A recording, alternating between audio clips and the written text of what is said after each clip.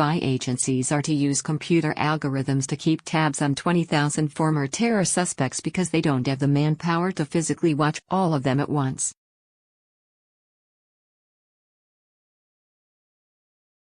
MI5 and MI6 will use the complex system to sift through massive amounts of data to alert intelligence agents to worrying behavior, under potential plans.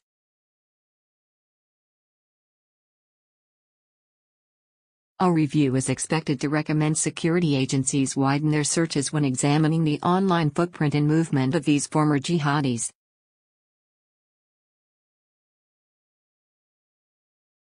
Britain's counter-terrorism officials currently actively monitor around 3,000 people.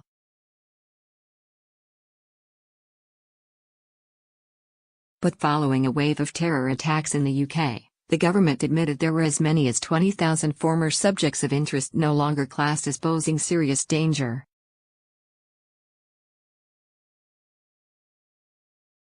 Those in this pool currently have little or no resources spent on them.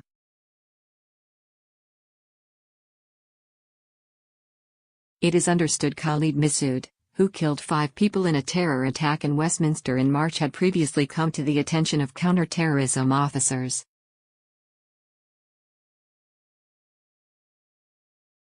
Salman Abedi, who bombed Manchester Arena, killing 22 people including young children, in May, and Khurram Butt, who attacked London Bridge in June, were both known to security agencies as well.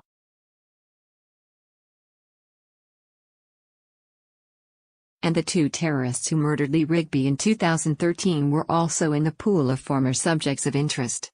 But none of them was under active investigation because it was believed they did not pose an immediate risk.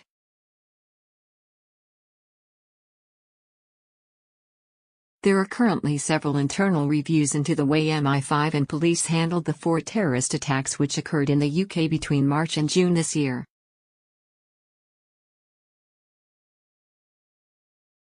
The 4th attack saw a van driver crash into pedestrians in London's Finsbury Park. 1 man died at the scene.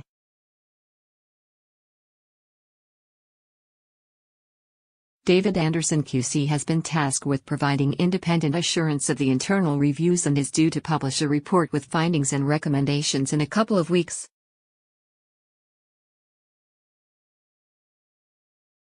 The official reviews are expected to clear MI5 and the police of making serious mistakes that allowed terrorists to strike Britain.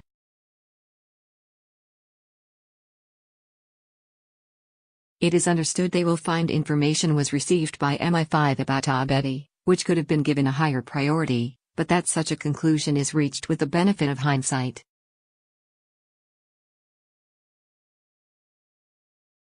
According to The Guardian, nothing in the reviews demonstrate that clear chances were missed to stop any of the attacks that killed 36 people.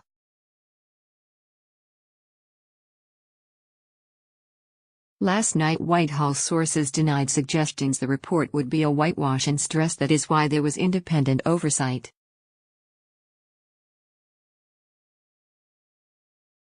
One source close to the report said, any suggestion security agencies are marking their own homework would be false.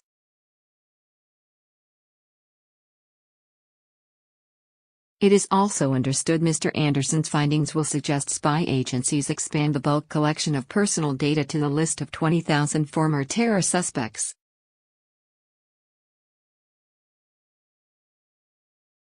Sources said the findings would also set out the speed at which technology is changing and how MI5, MI6 and GCHQ must keep a pace with evolving threats.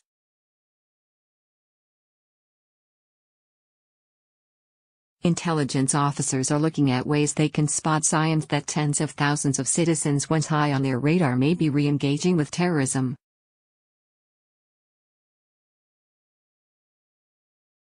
This will include using computers to collate mass amounts of information on a person, such as contact with other extremists on the internet.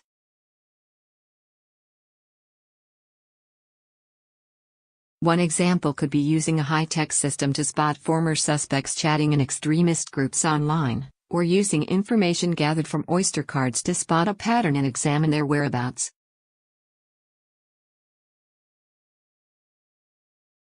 Parliament's Intelligence and Security Committee is expected to decide today whether to carry out its own review of the government's handling of the terror attacks.